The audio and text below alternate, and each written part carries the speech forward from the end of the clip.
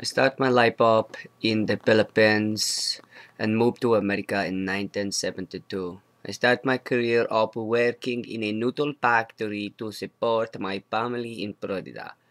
In America is where I met my future wife and had two kids. One of them was a boy and the other of them was a little girl, a princess. Um, Moved to Nebraska, where I got a job shucking on corn. I quickly moved up to senior corn shucker, became the president of Nebraska State Corn Husking Agency. Uh, Bought me a Ford truck, put a 6-inch lift and 33-inch tires, packed up, headed west. Once I got to California, I immediately started getting shacked and pitted with little groms. I remember this gnarly storm was coming and it was about to hit, so I got a group of my Nars to go out and get super barreled. While I was out there was some sick lightning coming down from the gods, and I stand up and I'm like, sick left, and I'm like, boom, and it hits me, and I'm like, boom, and it hits me again. After I got like struck by lightning, I started to gang bang, man. Like throwing up gang signs, man. Got me a 9mm, got me some drugs, got me a lowrider, some homies down the block. I just went all out, man. Went all out. When I got put in jail, though, I got put in jail shortly after that, like 10-year sentence, man, 10 years. So I finished serving, and I figured, like, man, I said, you better get your stuff together, man.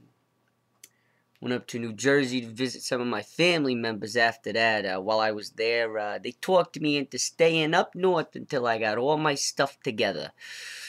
To welcome me home, my family had a huge barbecue. They were cooking hot dogs, they were cooking hamburgers, even somebody brought some Starbucks coffee.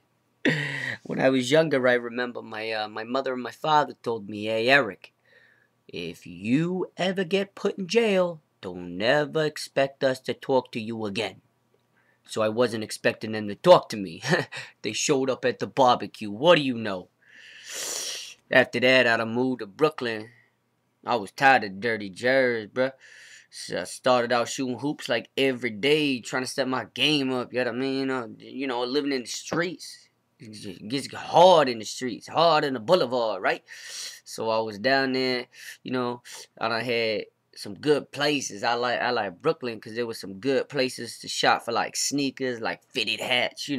That's why I used to get all my J's, all my Forces, all my new hair fitties, bro. You know that, right? Pepsi Cola, what up? What up? I definitely had some low points in my life at that point. Learned that there's only a couple ways, to get stuff done. That is, do it yourself. You got to do what you want to do and do it yourself. I learned that no matter what, no one's just going to hand you it. So no one, hey, here's a platter. Here. After that, I moved to Puerto Rico.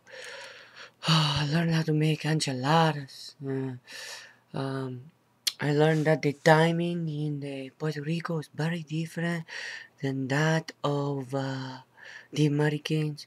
In Puerto Rico, people only work for like one or half the day, and then they come home and sit on the roof of their house and they drink Coronas, and then the next day they go back to work.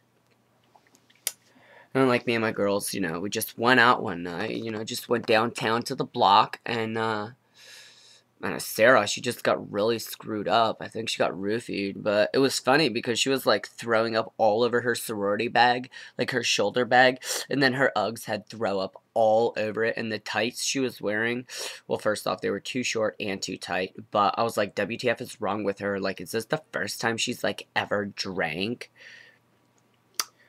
After all that. So I moved with all the wankers to a little country called England, known as the football capital of the world. England was my first choice because I knew all the honeys would show me love like I was Austin Powers, raised the roof. I say, once I was there, I had one hell of a brilliant time. Only lived short over there, got tired of it, too many people coming up to me like, hey, are you Austin Powers? I said, no, back off, shoo people.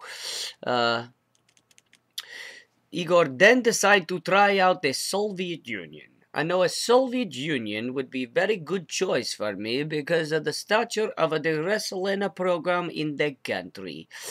It was Igor, a former wrestler, a long time, so I figure I could help a country become a country coach. Uh, but it was too cold in the Soviet Union, so I decided to pack up my bags and move to Ireland. Welcome Ireland. I quickly fell in love with all the Irish people, the leprechauns running around. But it was me, I found my pots of gold once I was there. And finally, this I found called home because I knew that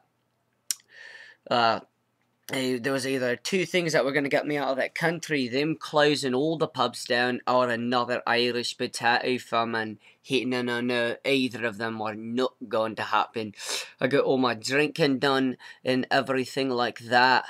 So that was pretty much my life story, and I hope you liked it.